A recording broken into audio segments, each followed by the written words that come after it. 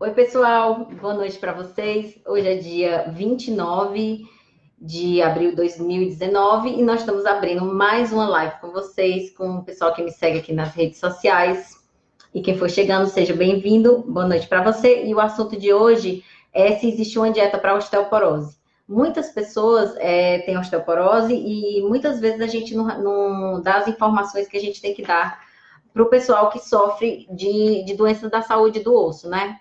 Então, para começar a live de vocês, eu vou me apresentar. Para quem já me conhece, eu sou a doutora Lia Lima, e eu sou médica, atuo na área da endocrinologia, e é a área da medicina que cuida dos hormônios.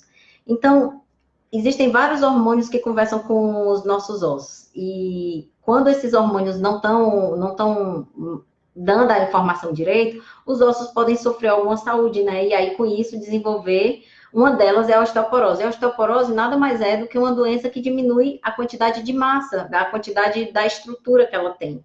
E aí ela vai ficando fraca e aumenta a chance de fratura. Então, como existem vários hormônios que conversam com os ossos e mantêm os ossos saudáveis, com as estruturas tudo direitinho, elas se renovam, essas células, acontece que, eventualmente, um processo natural de envelhecimento acaba acontecendo e uma produção hormonal acaba sendo gerada, levando com que esse osso não tenha mais aquele estímulo hormonal e aquele ossinho acaba ficando fraco. Agora, se você sofre de osteoporose, ou se você conhece alguém que tem osteoporose, ou se você conhece alguém que tem osteopenia, que seria talvez um processo antes da osteoporose, quais são os sintomas que a pessoa pode ter? Então, a gente já entendeu que a osteoporose é quando o osso está fraco e aí tem um risco aumentado de fratura. Antes da osteoporose, a pessoa pode desenvolver osteopenia, que é como se fosse um risco para desenvolver a osteoporose. Eu espero que vocês estejam entendendo mais ou menos a live. A Fátima entrou. Fátima, você vai gostar dessa live. A Ilza também vai gostar dessa live. Meninas, não deixem de compartilhar. A Thalita está aqui e o Marcelo também. Marcelinho, com saudade. Então, quais são os sintomas que a pessoa pode ter quando ela está com osteoporose? Então, geralmente é uma doença silenciosa. Em geral, não tem sintoma nenhum. E muitas vezes a gente acaba identificando que a pessoa tem osteoporose no exame de rotina. Mas ela também pode dar sintomas, sim. Um dos sintomas é a pessoa ter dor. Então, ela pode ter dor do articular, nas articulações. Ela pode ter deformidade, porque vai tendo microfraturas, né? Como eu falei para vocês, a osteoporose aumenta a chance de fraturar o osso. E, às vezes, tem microfraturas e a pessoa acaba tendo deformidade, tendo uma posição cifótica, né? Modificando a forma como ela se posiciona. Ela acaba podendo ficar mais dependente das pessoas porque tem dor, porque o corpo está deformado. Ela pode, claro, descobrir que tem osteoporose porque teve uma fratura, e pode também diminuir a estatura. Então, é muito importante a gente estar acompanhando o tamanho, né, das pessoas. Se ela houve, nos últimos 20 anos, uma redução de 3 centímetros, é um risco bem aumentado para desenvolver osteoporose e estar com fratura. Oi, Leia, boa noite. Vai lá, Marcelo. A gente vai se falando. A osteoporose, ela é muito comum em mulher, mas por que ela é mais comum em mulheres? Alguém sabe explicar? Um dos hormônios que fala diretamente com os ossos é o estrógeno, e o estrógeno ele é muito mais aumentado na mulher do que no homem. Então, a mulher, quando ela entra na menopausa, ela acaba produzindo uma menor quantidade de estrógenos. E esses estrógenos, eles estimulavam, quando ela não estava na menopausa, eles estimulavam os ossos a se proliferar. Então, a mulher tem muito mais estrógeno que o homem. Quando ela entra na menopausa, esse estrógeno baixa. O estrógeno, ele era protetor do osso, e de repente ela parou de produzir estrógeno e de repente o osso pode ficar pouco saudável. Então, vocês estão entendendo? A mulher ela tem maior risco de desenvolver osteoporose do que o homem, porque a mulher tinha muito mais estrógeno que protegia os ossos dela. Quando ela entra na menopausa, que um estado, é uma evolução natural da vida, acaba que essa falta de estrógeno pode não proteger mais aquele osso e o ossinho começar a desenvolver osteoporose. Vocês acreditam que a cada 4 mulheres acima de 50 anos tem osteoporose? Então, fazer exames de busca ativa, fazer exame de densitometria, toda mulher acima de 50 anos é muito importante. uma a cada 4 mulheres tem osteoporose acima de 50 anos no Brasil. Então, isso é uma prevalência bastante alta, que seria muito melhor que a gente descobrisse antes e tratasse, para que ela não descobrisse só no momento de uma fratura. Então, você que conhece alguém que tem osteoporose, ou que tem alguma mulher na família com acima de 50 anos, seria bom você estar compartilhando essa informação com ela, porque a informação compartilhada, né, é a informação dada. Bom, o que eu tenho a dizer para vocês? Existem vários fatores de risco que aumentam a chance de fratura, ou que aumentam a chance de ter osteoporose. Uma delas é ser branco, outro é o fato de ser mulher, outro é o fato de ser tabagista, outro é o fato de ter feito uso de medicações que aceleram o processo de envelhecimento ósseo, como, por exemplo, o uso de glicocorticoides, que seriam os corticoides, uso contínuo. E engraçado, que é até cômico, mas eu queria dizer para vocês que a obesidade, ele é um fator protetor de osteoporose. Em geral, as pessoas que têm obesidade, que têm bastante peso, eles acabam protegendo o osso, porque imagina, se tem um peso muito grande em cima dos ossos, os ossos recebem a informação que precisam se desenvolver. E aí ele acaba protegendo o osso de ficar fraco, concorda? Então, obesidade, a única coisa boa que ele pode causar na vida é a chance de não proliferar a possibilidade de uma osteoporose, não piorar uma osteoporose. Agora, o fator genético, ele é o mais importante, de forma que, às vezes, até pessoas obesas podem ter osteoporose também. Como é que você pode prevenir? Se você não tem osteoporose, mas se você tem alguém na família e você quer prevenir de desenvolver osteoporose, o que você pode fazer?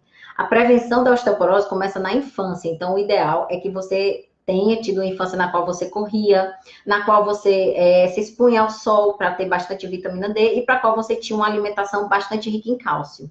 Então, também é importante que durante o seu processo de crescimento tenha tido uma evolução legal de crescimento. E aí, Eudilma, tudo bem? A Poli, Maria, a Mayra tá aqui, Lívia tá aí, tudo bem, Livinha? A Leia chegou, boa noite. Eu tô falando de osteoporose com todas vocês. Sueli, boa noite, querida. Então, iniciar a prevenção de osteoporose inicia na infância, na época em que existia uma alimentação rica em cálcio, na qual o leite é uma delas, né? Então, queijo, leites, iogurtes. O fato é evitar o maior uso daqueles corticoides que eu falei para vocês, ter feito exercício físico a vida inteira, porque isso estimula o osso a estar se desenvolvendo, e está fazendo uma boa ingesta de cálcio e está fazendo uma reposição de vitamina D a vida inteira para prevenir a sua osteoporose. Tudo bem para vocês? Vocês estão entendendo? E aí, a pergunta da live é: existe uma dieta para osteoporose? Existe. E aí, Pris? Existe sim uma dieta para osteoporose, umas orientações, na verdade não é uma dieta, mas umas orientações específicas para quem sofre de fraqueza óssea, e às vezes até quem tem dores ósseas é importante estar repondo a quantidade de cálcio na alimentação. Se você, na sua alimentação, não repõe essa quantidade de cálcio, aí seria bom uma suplementação, tomar em comprimido. Então, uma opção, os alimentos que são ricos em cálcio, que você pode saber, são todas as folhas verdes, incluindo também o brócolis, que na verdade ela é uma flor. Então, as folhas verdes, como mostarda, quanto mais verde escura, mais cálcio tem. O brócolis também ele é rico em cálcio, grão de bico, chia, linhaça são ricos em cálcio, o feijão branco e, claro, os derivados do leite. Então, o leite, o iogurte, o queijo, eles também são ricos em cálcio. Lembrar que também a sardinha, o salmão e o bacalhau, eles têm cálcio. E o ovo, aquele ovo que eu falo, que é para comer todo dia, também tem cálcio. Talvez não tenha tanto cálcio, mas ele também tem cálcio. Então, como seria uma opção para... E aí, Diego, eu estou falando aqui alimentos que são ricos em cálcio, que a gente pode estar fazendo uso durante o tratamento de osteoporose ou mesmo na prevenção de osteoporose. Porque a prevenção de osteoporose começa na infância e você pode começar a dar esses alimentos para os seus filhos, para que você possa estar prevenindo uma fraqueza óssea no futuro.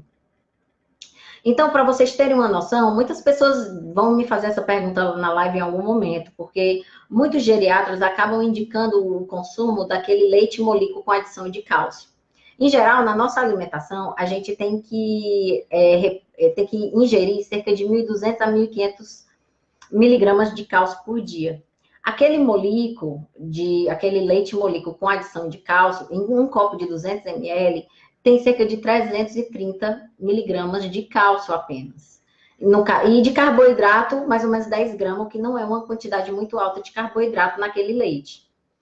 Então, gente, tomar só o leite molico com adição de cálcio está longe de superar a quantidade necessária de cálcio que você precisa ingerir, que eu falei para vocês que era de 1.200 a 1.500 miligramas.